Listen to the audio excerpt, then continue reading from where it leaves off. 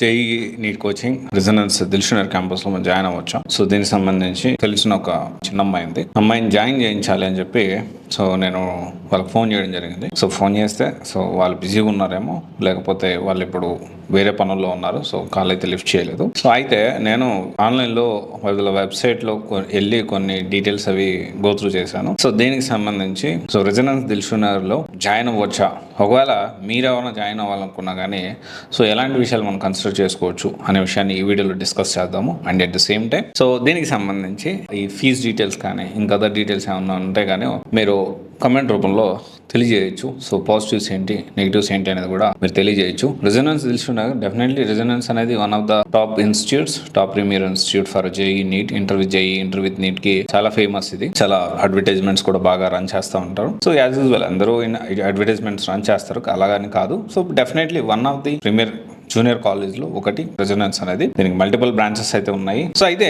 దిల్షునర్ branch గురించి మనం particular గా మనం మాట్లాడుకుంటే సో ఇక్కడ కొన్ని విషయాలు మనం తెలుసుకోవాలి. సో ఖచ్చితంగా ఒక ఇంటర్ విత్ జేఈ కానీ ఒక ఇంటర్ విత్ నీట్ కానీ మనం సెలెక్ట్ చేసుకునేటప్పుడు ఫస్ట్ మనం చూడాల్సింది బ్యాచ్ సైజ్ ఎంత ఉంది, లిమిటెడ్ బ్యాచ్ సైజ్ ఉందా లేదా, ఒక 50 to 60 ఉన్నారా, లేకపోతే మందలుగా ఉన్నారా, గొర్రెల మందలుగా వందలని ఒకటే క్లాస్ వేసి చదివిస్తున్నారా, చాలా important point.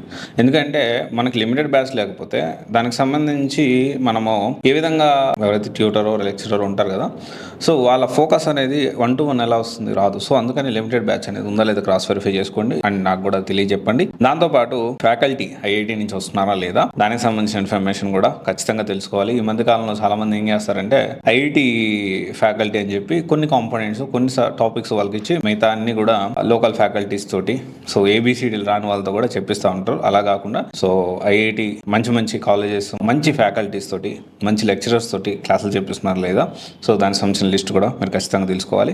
And play ground ఉందా లేదా, which is very important. Basic community అని ఎందుకు అంటున్నానంటే ఈ మధ్య కాలంలో పిల్లలు ప్రెషర్ ఎక్కువైపోయి సో వాళ్ళు జీవితాలనే వదిలేసే పరిస్థితి ప్రజెంట్ ఉంది. కాబట్టి ఖచ్చితంగా కొంచెం మైండ్ రిలాక్స్ ఉండాలి. కాబట్టి ఖచ్చితంగా ప్లే గ్రౌండ్ అనేది మ్యాండేటరీ. పేరెంట్స్ అందరూ బాగా చదివిస్తారా లేదా, జేఈలో ర్యాంక్ వస్తుందా లేదా, లేకపోతే నీట్లో ర్యాంక్ వస్తుందా లేదా, ఇలా కాదు అడగాల్సింది. ఫస్ట్ ఆఫ్ ఆల్ మీ పిల్లలు బతుకుండాలి కదా, దానికి కొంచెం మెంటల్ పీస్ అనేది అవసరం. సో ఇండియన్స్ ఎస్పెషల్లీ మన తెలుగు రాష్ట్రాల్లో ఏంటంటే రీసెంట్ గా కూడా వరంగల్లోనూ ఒక అమ్మాయి నీట్ సరిగ్గా రాయలేదని చెప్పి రిజల్ట్స్ రాకముందే చనిపోయింది, సూసైడ్ చేసుకుని. అలాంటి పరిస్థితి మీ పిల్లలకు రాకుండా చూసుకోండి.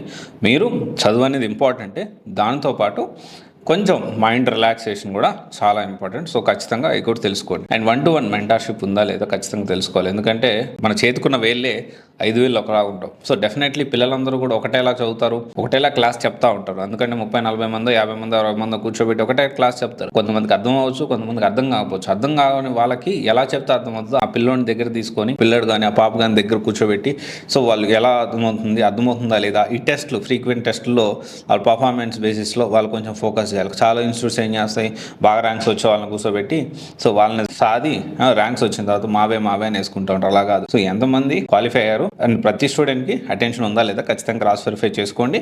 సో ఈ రెజనెన్స్లో కూడా ఖచ్చితంగా ఉందని అనుకుంటున్నాం 1-to-1 మెంటర్షిప్, అది కూడా తెలుసుకోండి. దాంతోపాటు హాస్టల్ ఫుడ్ కూడా చాలా ఇంపార్టెంట్. హాస్టల్ సో అండ్ మంచిగా ఉండడం, సో నీట్గా మెయింటైన్ చేయడం, దాంతోపాటు ఫుడ్ క్వాలిటీ కూడా మెయింటైన్ చేయడం, ఇది కూడా చాలా important. And very important daily routine కనుక్కోండి. మార్నింగ్ నుంచి 5 o'clock నుంచి ఒక పిల్లవాడి డైలీ రొటీన్ ఏంటి, ఇంటర్ విత్ జేఈ రెజనెన్స్లో జాయిన్ చేస్తే డైలీ రొటీన్ ఏంటి అనేది ఖచ్చితంగా మీరు తెలుసుకోండి. అండ్ ఇంకోటి వెరీ ఇంపార్టెంట్ పాయింట్ ఏంటి అంటే కట్టిన ప్రతి రూపాయికి రెసిప్ట్ అనేది చాలా ఇంపార్టెంట్. అది ఖచ్చితంగా మీరు తీసుకోవాలి. సో విచ్ ఇస్ మీరు కట్టే డబ్బులకి మీరు అంత కడుతున్నా ఎందుకు కడుతున్నా అంటే రిసిప్ట్ లేకపోతే మీకు తర్వాత వాళ్ళు సమాధానం చెప్పరు ఏమైనా ఇష్యూ వస్తే. జనరల్గా ఇది రెసిడెన్స్ గురించి నేను మాట్లాడట్లేదు, ఈ పాయింట్ని జనరల్గా నేను మాట్లాడుతూ ఉన్నాను. ఎవరైనా కానీ కట్టిన ప్రతి రూపాయికి అది ఎక్కడ కట్టినా కానీ రిసిప్ట్ అనేది కంపల్సరీ తీసుకోవాలి, ఖచ్చితంగా అది మ్యాండేటరీ. సో రెసిడెన్స్లో అయితే ఆ ప్రాబ్లం లేదని నేను అనుకుంటున్నాను, కరెక్ట్గానే ఉంటారనుకుంటున్నాను. ఎందుకంటే ప్రీమియర్ ఇన్స్టిట్యూట్ కాబట్టి కట్టిన డబ్బులు ఖచ్చితంగా రిసిప్ట్ ఇవ్వడం కానీ సో ఇవన్నీ చేస్తారని నేను అనుకుంటున్నాను. ఇది కూడా ఒకసారి క్రాస్ వెరిఫై చేసుకోండి. సో ఇంకోటి వచ్చేసి ఏంటి అంటే స్టడీ అవర్స్లో మనకి చాలా వరకు ఏం చేస్తున్నారంటే జేఎల్స్ని పెడతా ఉన్నారు. అలా కాకుండా ఎక్స్పర్ట్ ఫ్యాకల్టీ స్టడీ అవర్స్లో కూడా ఉన్నారా, డౌట్స్ వస్తే ఇమీడియట్లీ క్లియర్ చేయడానికి అందుబాటులో ఉన్నారా లేదో కూడా ఖచ్చితంగా గుర్తుపెట్టుకోండి. అండ్ దీంతోపాటు జేఈ అంటే ఒక్క జేఈ ఒకటి రాస్తే కాదు, జేఈ మెయిన్స్ జేఈ అడ్వాన్స్ ఒకటే కాదు, మల్టిపుల్ కాలేజెస్ ఐఐటి ఎన్ఐటి లాగా చాలా కాలేజెస్ మంచి కాలేజెస్ ఉన్నాయి. ఎగ్జాంపుల్ ఐజర్ ఉంది, తర్వాత వచ్చేసి బిట్స్ పిలా అని ఇలా చెప్పుకుంటూ పోతే బోర్డ్ ఎగ్జామ్స్ ఉన్నాయి. ఆ ఎగ్జామ్స్ కూడా ప్యానల్గా ఇంపార్టెంట్ అని చెప్పి అప్లై చేపించి దాని ఫోకస్గా కూడా వీళ్ళు ట్రైన్ చేస్తున్నారు లేదు కూడా ఖచ్చితంగా తెలుసుకోండి. దీంతోపాటు జేఈకి ఎంత ప్రిఫరెన్స్ ఇవ్వాలో సో ఇంటర్ కూడా అంతే ప్రిఫరెన్స్ ఇవ్వాలి. కొన్ని మంచి మంచి కాలేజెస్ యూనివర్సిటీస్ ఏం చేస్తాయంటే ఇంటర్ మార్క్స్ బేస్తోనే సీట్లు ఇచ్చి అంటే ఇంజనీరింగ్ సీట్స్ అవి ఇస్తూ ఉంటాయి. సో అది కూడా మీరు క్రాస్ వెరిఫై చేసుకోవాలి. ఓవరాల్గా ఇవన్నీ తెలుసుకోండి. సో రెజనెన్స్ అయితే డెఫినెట్లీ మనం చెప్పుకోదగ్గ పేరున్న ఇన్స్టిట్యూట్లో వన్ ఆఫ్ ద ఇన్స్టిట్యూట్, దాంట్లో డౌట్ లేదు. సో దీంట్లో ఏమన్నా మీకు పాజిటివ్స్ ఉన్నా సో దీని ఫీజ్ డీటెయిల్స్ కానీ ఇవన్నీ కూడా మీరు కామెంట్ రూపంలో తెలియజేయండి. సో ఒకవేళ కాన్స్ లేదు ఇవి కొంచెం మోడిఫికేషన్ చేసుకుంటే ఇంకా బాగుంటుందని మీకు ఏమైనా అనిపిస్తే ఓన్లీ రెసిడెన్స్ స్టూడెంట్స్ ఎవరైతే ఉన్నారో దిల్షుఖ్నగర్ బ్రాంచ్ వాళ్ళు ఖచ్చితంగా దీని గురించి అప్డేట్ చేయండి. Okay, thank you.